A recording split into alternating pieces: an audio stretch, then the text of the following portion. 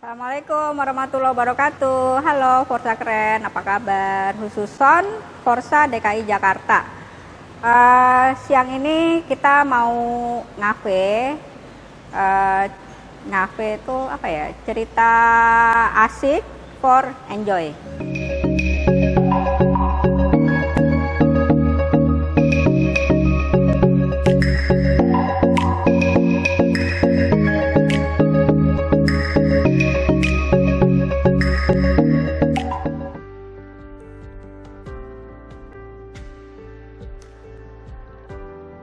Banyak ya ketika saya melihat Papa mendapat satu penghargaan yang luar biasa, apalagi di usianya yang sekarang 70. Terakhir beliau mendapat penghargaan dari RCTI. Itu sangat mengharukan buat saya. Artinya beliau itu figur yang luar biasa, yang sangat layak untuk dijadikan tauladan dari segi banyak hal, dari segi ketekunan, kedisiplinan, rasa bersyukur, wujud mensyukuri nikmatnya beliau gitu, yang itu semua akumulasi penyebab suksesnya beliau, bertahannya beliau, eksisnya beliau hingga hari ini. Itu layak untuk ditauladani gitu, karena saya tahu banget itu nggak mudah. Mungkin mendapatkan popularitas itu sulit, tapi lebih sulit lagi bisa mempertahankannya sampai sekarang. Jadi saya selalu terharu gitu. Terharunya saya itu gila ya, Papa tuh luar biasa banget. Untuk istiqomah itu sulit gitu loh. Dengan figur seperti beliau menjadi pemimpin rumah tangga, pemimpin soneta, pemimpin umat, pemimpin partai, pemimpin organisasi musik Melayu, artinya memimpin musisi-musisi Melayu, yang segitu banyak kegiatan beliau, aktivitas beliau, konsentrasi beliau yang berbeda-beda, yang untuk agama, untuk musik, untuk keluarga, untuk ya macam-macam itu. Tapi beliau tetap bisa istiqomah dengan prinsip beliau mensyukuri nikmat. Dan itu nggak mudah gitu loh, dengan berbagai macam godaan, yang suasana, nuansa yang bisa menghanyutkan kita lupa untuk menjalankan sholat ketika sudah azan, atau ya macam-macam. Itu kan semua godaan-godaan kecil yang sebetulnya tanpa kita sadari, tapi beliau bisa istiqomah berpuluh-puluh tahun, tetap wujud rasa syukur itu beliau lakukan gitu, sampai jaga pola makan, sampai jaga pola hidup. Dan ya itu yang menurut saya itu sebenarnya mungkin terlihat sepele, tapi sebetulnya perjuangan yang luar biasa banget. Jadi ketika beliau di usia sekarang menerima satu penghargaan, itu sangat-sangat mengharukan saya, bahwa saya punya sosok orang tua yang memang pantas dibanggakan dan ditauladani.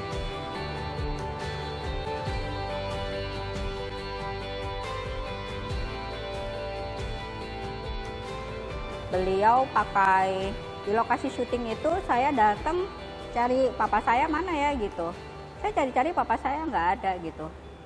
Terus ternyata papa saya duduk pakai gigi palsu, pakai kumis, gigi palsunya yang tonggos gitu, pakai kumis gitu, ngeliatin saya gitu lagi duduk. Saya pikir ini siapa ya gitu. Ternyata itu papa saya. Dan saya lucu aja gitu, geli ketawa. Papa saya giginya tonggos. Itu gigi palsu sih, buat peran di film Kelana atau apa ya, saya lupa. Jadi melihat wajah Papa dengan gigi yang tonggos dan pakai kumis, kayaknya saya nggak imagine gitu. Aduh, kalau papa saya benar kayak begini bagaimana ya gitu.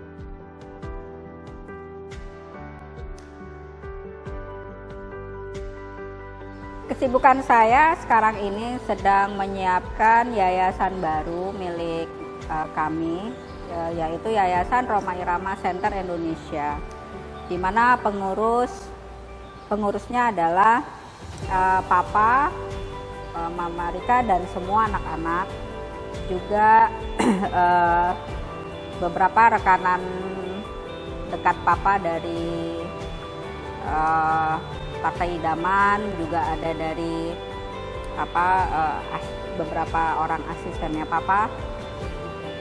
Sekarang juga saya sedang menyiapkan PT Soneta Rhoma Irama yang sebetulnya PT ini sudah berjalan beberapa tahun yang lalu. Sekarang ini lagi proses pengalihan perubahan direksi dan baru saja selesai RUPS. Nanti kedepannya akan dikelola oleh anak-anaknya Papa sendiri. PT Soneta Rhoma Irama ini mengelola aset karya cipta beliau, termasuk juga logo PT SRI dan logo Soneta Group yang akan kita patenkan. Jadi untuk kedepannya salah satu program kerja kami adalah membuat semacam royalti ya, tata tertib pemakaian logo PT Soneta Rhoma Irama atau logo Soneta Group untuk kepentingan komersil diperjualbelikan atau untuk kepentingan seseorang mencalonkan diri. Jadi misalnya saudara A menjual atribut merchandise dengan logo Soneta Group atau logo PT Soneta Rhoma Irama atau foto Rhoma Irama, itu harus ada izin dari kami. Kemudian nanti ada mekanisme kerjasamanya gitu, ada royalti yang harus ditaati oleh pengguna gitu. Salah satunya program kerja PT Soneta yang sedang kita siapkan adalah itu untuk yang dikomersilkan. Tapi kalau untuk dipakai pribadi, untuk koleksi pribadi, kesenangan pribadi, itu nggak masalah. Kita malah seneng, berarti itu kan ngebantuin promoin Soneta atau Rhoma Iramanya juga. Tapi kalau untuk dikomersilkan itu harus ada kerjasama dengan pihak kita sesuai dengan undang-undang yang berlaku. Dan saya tuh sejak tahun 2014 aktif di Kementerian Perlindungan Anak dan Perempuan sebagai satuan tugas, di mana saya dan teman-teman satuan tugas ini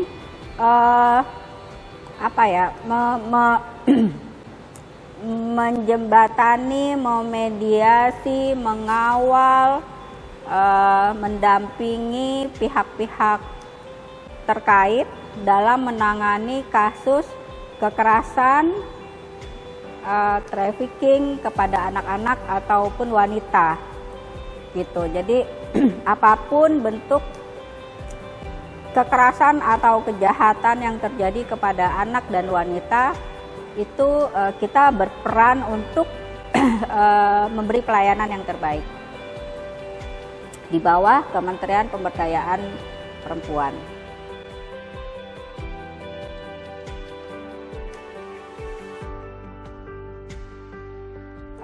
Kumpul keluarga besar itu hampir dari saya kecil tuh hampir jarang banget, kecuali ketika Papa betul-betul tidak ada kesibukan.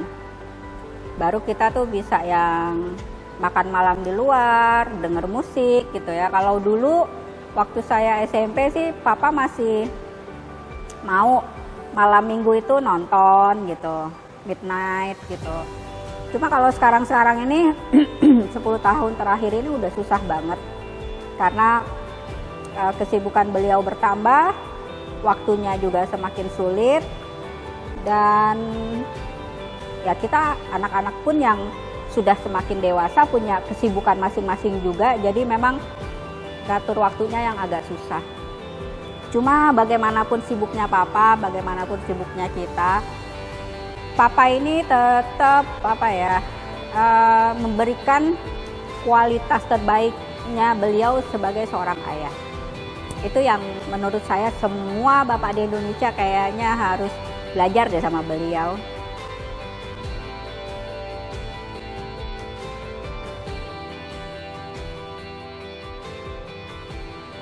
Ya, sebagai anak paling tua, saya punya kewajiban moral untuk memberikan contoh yang baik kepada adik-adik saya, juga membantu orang tua saya ngemong dan mengayomi adik-adik saya.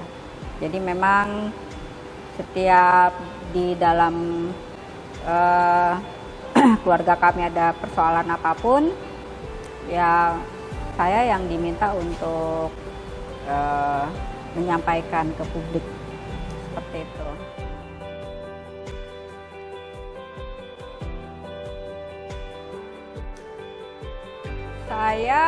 Yang saya tahu tuh gini ya, intinya tuh Papa itu berjuang di musik itu bukan hanya sekedar menghibur, tapi beliau merasa juga bertanggung jawab atas profesinya itu untuk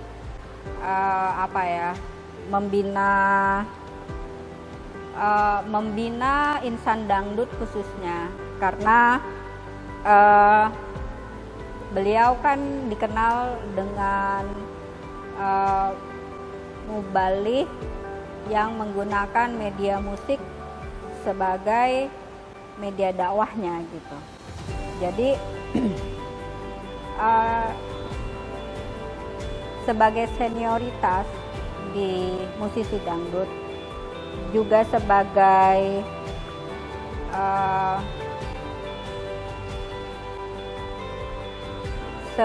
orang yang melahirkan dangdut di Indonesia, beliau merasa punya tanggung jawab moral agar dangdut ini dipergunakan dengan baik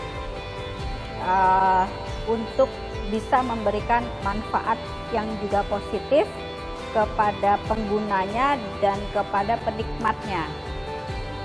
Singkatnya sih seperti itu. Jadi keinginan beliau ini, dangdut adalah musik yang keren, elegan, punya kualitas seperti itu. Jadi kayaknya kalau dangdut ini dilakukan dengan erotisme, dengan lagu-lagu yang tidak mendidik gitu ya.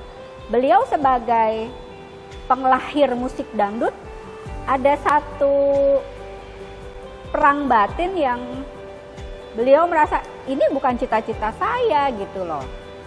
Saya kepingin dangdut ini bisa memberikan manfaat, dampak yang positif kepada penikmatnya, kepada pendengarnya gitu. Kalau diberikan tontonan yang seperti erotisme, syair-syair yang tidak mendidik, beliau tuh ya ada semacam satu rasa yang merasa mungkin kekecewaan atau apa gitu, yang karena cita-cita beliau membuat dangdut itu nggak begitu. Beliau ingin mengangkat derajat musik Melayu ini dengan dangdut menjadi satu musik yang keren, bisa diterima oleh masyarakat di semua kalangan, dengan sajian yang positif, yang enak dilihat, enak didengar, enak dirasa, dan syair-syairnya pun menghibur dan bisa memberi manfaat. Hiburannya inilah yang positif gitu loh. Jadi ada unsur pembinaan, edukasi dari apa yang beliau perjuangkan gitu. Ketika ada oknum-oknum yang ingin memanfaatkan musik dangdut sebagai sarana erotisme, terus menjadi musik yang kampungan lagi gitu ya, yang yang meletakkan dangdut di tempat musik yang menjadi negatif atau menjadi kurang baik atau menjadi musik yang kayaknya nggak pantas didengar oleh khalayak menengah ke atas. Itu kayak ada satu pertentangan batin dengan cita-cita beliau gitu. Dan selain itu juga kan pada saat itu beberapa ulama juga kan yang saya tahu beliau memang ditegur oleh ulama sebagai ketua umum musik Melayu Indonesia, dianggap punya tanggung jawab untuk membenahi itu gitu. Jadi bukan karena rasa iri dengki, kayaknya kalau iri dengki jauh banget ya, nggak ada lah. Papa saya itu melahirkan dangdut itu dengan berdarah-darah, air mata, perjuangannya luar biasa. Dan beliau berhasil mengangkat citra dangdut, beliau berhasil mendapatkan penghargaan yang segitu banyak, beliau popularitas jauh sebelum Inul, dan sampai pada saat kejadian Inul pun beliau masih eksis dan masih populer gitu loh. Masih punya kontrak kerja yang banyak, konser off air on air, ada juga sinetron pada saat itu gitu ya, Ibnu Sabil gitu. Jadi apa yang nggak ada alasan beliau itu harus iri dengki gitu. Ini masalah akhlak gitu, masalah beliau punya tanggung jawab moral sebagai ketua umum musik dangdut, sebagai pelahir dangdut gitu, yang menciptakan dangdut di Indonesia ini gitu. Beliau mempunyai tanggung jawab moral untuk membenahi jangan sampai erotisme ini masuk ke ranah dangdut gitu. Tapi kalau kita bicara erotisme kan bukan hanya di dangdut gitu kan, di musik-musik lain pun, di genre kayak chillot, kayak genre musik samba, tango, apalah whatever, itu erotisme itu ada. Tapi ya it's okay, itu bukan musiknya kita, bukan musiknya yang saya ciptakan.